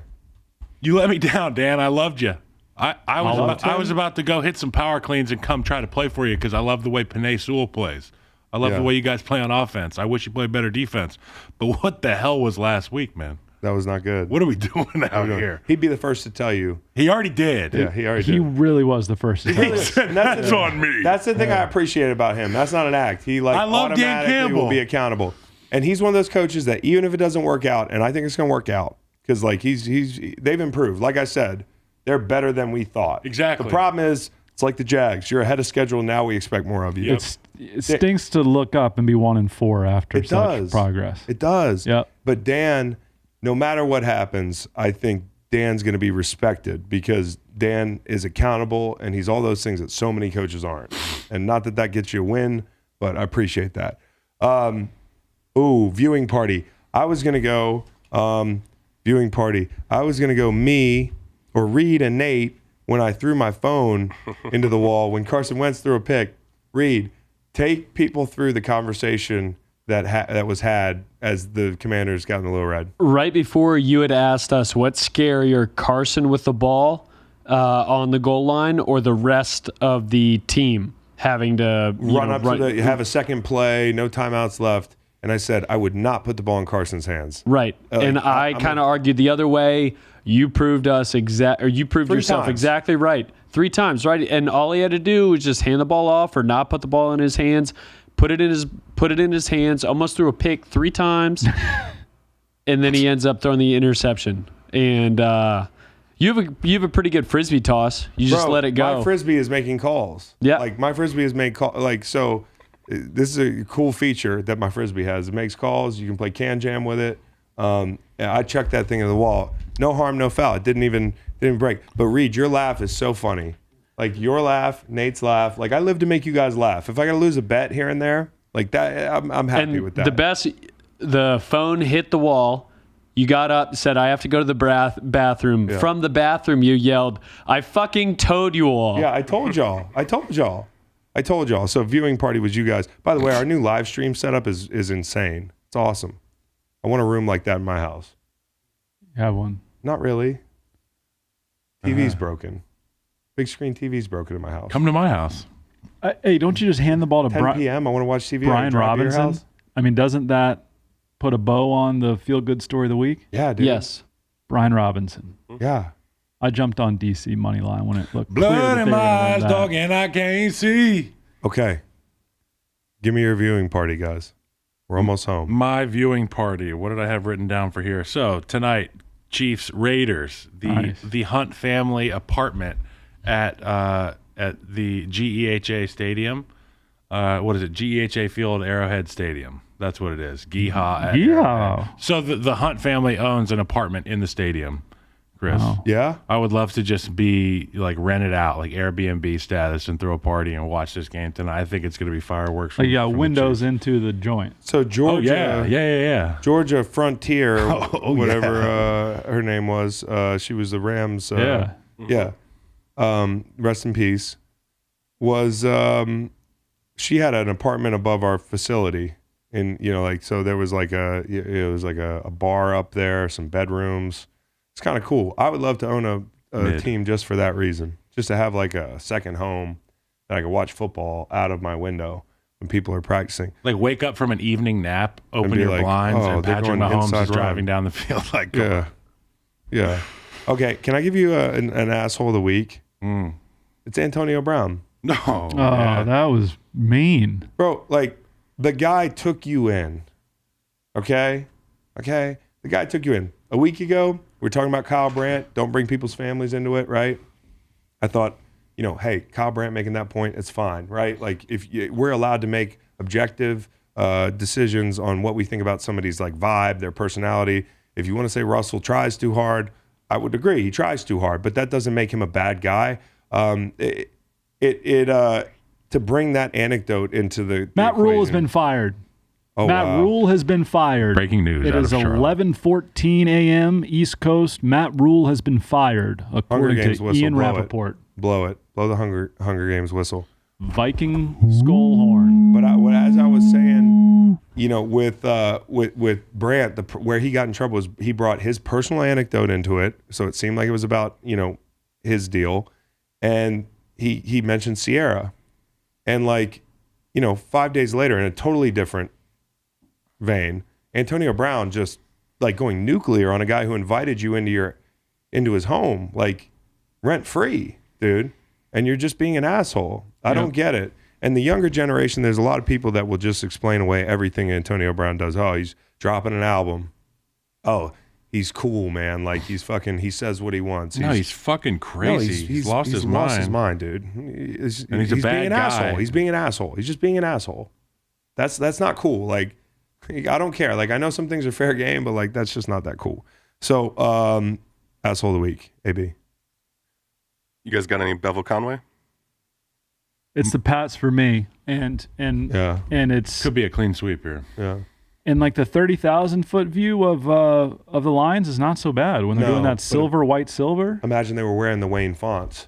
Right. That whole thing would have looked like on grass. Right. They did all that shit. But at least the colors were right. They didn't. Amazing. They didn't do. We'll give that out. Wrong. Bevel Conway, the Pats. Yep.